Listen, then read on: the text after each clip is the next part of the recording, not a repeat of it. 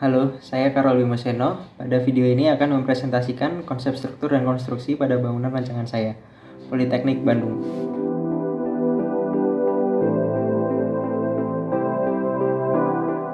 Politeknik Arsitektur, Interior, dan DKV ini dirancang di persimpangan Jalan Ciamplas dan Jalan Wastu Kencana, Bandung. Bangunan 8 lantai dengan 2 basement ini berdiri pada tapak seluas 5.045 meter persegi dan total luas bangunan 8.778 meter persegi. Berada di kawasan Desa Taman Sari, Bandung Wetan, yang merupakan kawasan cagar budaya, pada tapak terdapat galeri wastu yang merupakan bangunan heritage tipe A. Kawasan sekitar tapak dipenuhi fasilitas perbankan, pertokoan, perhotelan, dan di sebelah belakang saya dipenuhi oleh rumah tinggal warga dengan pola sifat lingkungan yang padat. Bangunan ini mengusung tema karya komunitas, di mana bangunan ini berusaha menaungi para mahasiswa untuk berani berkarya dan berdampak lebih. Tema ini diwujudkan dari diletakkannya ruang pameran terbuka di depan sebagai wajah politeknik, yang juga memiliki fasad yang tersusun dari modul temporer yang dapat digunakan untuk memamerkan karya mahasiswa tiap tahunnya. Masa awal bangunan diletakkan di tengah tapak untuk memenuhi GSP, kemudian disubstraksi untuk entrance dan setback agar memperlihatkan galeri wastu. Masa bangunan lalu dipecah untuk memperlihatkan komunitas politeknik dengan latar belakang yang majemuk. Multimasa ini memasukkan cahaya dan pengawalan alami ke dalam ruang tengah sebagai titik kumpul untuk kolaborasi dan interaksi. Tiap masa menggambarkan zonasi dan sifat ruang masing-masing yang disatukan dengan masa besar sebagai ruang bersama yang menaungi ruang-ruang di bawahnya. Penaungan ini merupakan representasi komunitas majemuk yang disatukan oleh satu minat dan tujuan. Fasad perforated metal custom yang dinamis dijadikan fasad utama bangunan yang melambangkan progresivitas dan kesan industrialis. Sistem struktur bangunan ini menggunakan kombinasi sistem cantilever slab pada tower yang ditumpu oleh core dengan rigid frame beton pada podium dan basement. Terdapat shear dilatasi cantilever yang membagi massa rigid frame belakang dan massa tower dan rigid frame depan yang memiliki perbedaan tinggi massa yang signifikan untuk meminimalisir kerusakan struktur akibat perbedaan guncangan.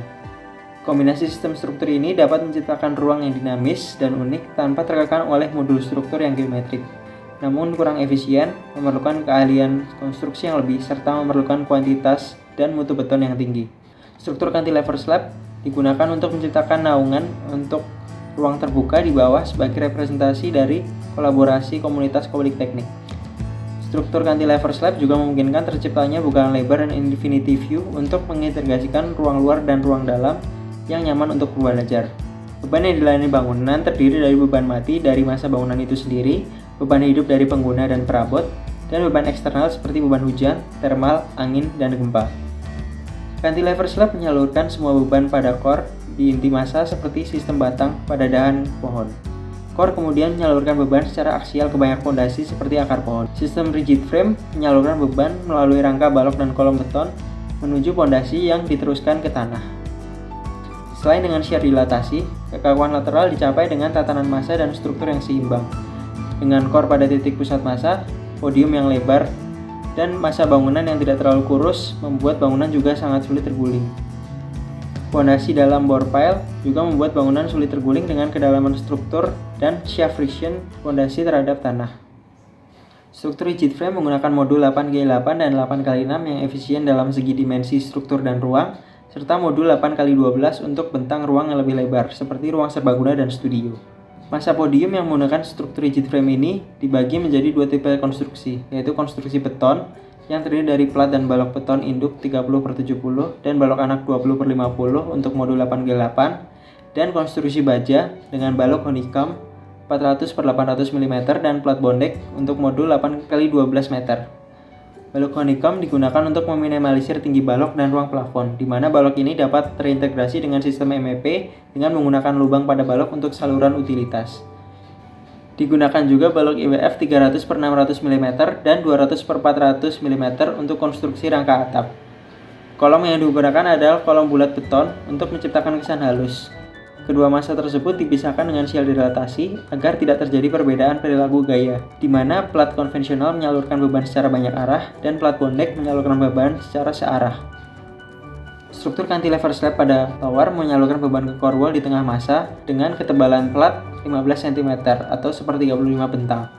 Struktur cantilever slab menggunakan balok cantilever pre-stress yang 2 kali lebih kuat dari balok konvensional, sehingga tinggi balok dapat diperpendek menjadi 1/8 bentang, sesuai dengan SNI. Namun untuk faktor keamanan, digunakan balok dengan tinggi 1/7 bentang, yang berarti dimensi balok adalah 50/140 untuk bentang maksimal 9 meter. Ditambah juga balok pengaku beton 20/60 cm untuk menyatukan balok-balok cantilever dan melawan beban lateral. Dari perhitungan, dibutuhkan core wall dengan ketebalan 40 cm untuk menumpuh 6 lantai tower bangunan dengan penebalan pada titik sambungan balok. Untuk substruktur, digunakan dinding penahan tanah diafragma dengan ketebalan 25 cm dan pondasi bor pile diameter 60 cm. Pondasi bor pile dipilih untuk meminimalisir kerusakan pondasi galeri wastu. Karena basement tidak terlalu dalam dan kualitas tanah baik, digunakan dinding diafragma dengan metode cast in situ seperti pengecoran bor pile. Selain pada elemen struktur, core pada titik pusat massa bangunan diintegrasikan dengan sistem transportasi vertikal seperti lift dan tangga darurat, yang memungkinkan kemudahan pencapaian dari semua ruang. Core juga terintegrasi dengan sistem mekanikal dan elektrikal, di mana core juga menjadi shaft utilitas yang tersentralisasi sehingga memudahkan perawatan dan distribusi yang efisien. Sistem core di tengah juga memungkinkan ruang-ruang efektif bisa diletakkan di sisi bangunan, sehingga mendapat pencahayaan dan penghawaan alami. Floor to floor 2 lantai podium dalam bangunan ini adalah 5 meter, yang terbagi menjadi floor to ceiling 3,5 meter untuk ruang publik seperti pameran, lounge, dan kantin, 70 cm untuk plat dan balok induk, 4 cm rangka plafon, 50 cm ducting AC, 12 cm kabel tray elektrikal, dan 10 cm untuk saluran proteksi kebakaran. Floor to floor untuk 6 lantai tower adalah 4,2 meter yang terbagi menjadi floor to ceiling 2,7 meter untuk ruang kecil seperti kelas dan kantor administrasi, 1,4 meter untuk balok cantilever, dan 10 cm untuk rangka plafon. Balok cantilever yang berbentuk diagonal memberikan ruang yang cukup besar untuk jalur utilitas di sampingnya. Metode konstruksi yang dipilih adalah metode bottom-up konvensional, di mana diasumsikan tidak ada urgensi yang sangat menekan waktu konstruksi dari segi cuaca, lalu lintas, dan faktor internal maupun eksternal lain. Tahapan konstruksi dimulai dari persiapan yang terdiri dari pembersihan site, pemasangan pagar pengaman proyek pada sisi jalan raya, serta pintu akses masuk dari arah Wastu Kencana dan keluar dari Jalan Ciamplas. Direncanakan jalan kerja yang panjang untuk antrian kendaraan tanpa banyak mengganggu lalu lintas, area transit material, dan washing bay untuk membersihkan roda kendaraan. Fasilitas lapangan seperti direksi kit dapat memanfaatkan galeri wastu. Didirikan fasilitas pendukung lain seperti toilet portable di sebelah direksi kit, gudang material, pabrikasi baja, dan pabrikasi bagisting atau los kerja. Stok perancah di dekat transit material. Diletakkan juga pos jaga di dekat akses keluar dan masuk. Dilakukan pengukuran topografi dan survei lapangan yang diikuti stacking out atau penempatan elevasi dan pemasangan full plank sesuai gambar kerja. Menyiapkan air kerja dari PDAM untuk keperluan air bersih karyawan, washing bay, kuring dan perawatan beton dan lain sebagainya. Disiapkan juga listrik kerja dari PLN dan genset untuk tower crane, passenger hoist, dan penerangan. Tower crane direncanakan diletakkan di dekat bangunan dengan jarak bebas 10 meter untuk pemasangan dan pembongkaran, serta melayani seluruh bangunan dengan radius crane 55 meter. Setelah tahap persiapan, dilakukan pekerjaan site development seperti perkuatan struktur tanah, pemasangan dinding diafragma setebal 25 cm untuk penahan tanah basement dengan metode cast in situ, yaitu pengeboran, pemasangan besi penolangan, dan pengecoran dengan alat bor pile dan service crane. Setelah itu dilakukan galian dengan eskavator, serta persiapan pemasangan plumbing dan electrical site. Dilakukan juga pekerjaan restorasi bangunan heritage dengan pemasangan safety screen. Setelah persiapan selesai, kemudian dilakukan pekerjaan substructure, seperti galian dan urugan pondasi, pemasangan pondasi bor pile juga dengan metode yang mirip dengan dinding diafragma, pekerjaan pile clap, slough, dan pit lift, serta pekerjaan kolom, balok, plat lantai, rem kendaraan, dan core basement, yang semua dikerjakan dengan metode cast in situ. Setelah itu dilakukan pekerjaan upper structure dengan meneruskan pekerjaan core, kolom, balok, plat lantai, tangga, kolom, dan balok praktis dengan cast in situ. Selain pekerjaan konstruksi beton, terdapat juga konstruksi balok baja honeycomb dan IWF yang ditumpukan ke kolom bulat beton dengan metode mur baut dengan ring stiffener. Konstruksi baja ini menyangga plat bondek dan juga atap zingalung. Untuk balok cantilever digunakan beton pre-stress dengan metode post tension, di mana tulangan baja dicor kemudian ditarik untuk memperkuat kemampuan tarik balok menumpu beban. Setelah pekerjaan struktur, dilakukan pekerjaan arsitektur seperti finishing lantai dan tangga, dinding dan partisi ringan seperti kaca, gypsum, dan juga e-panel, kusen, pintu, jendela, plafon, railing, dan saniter.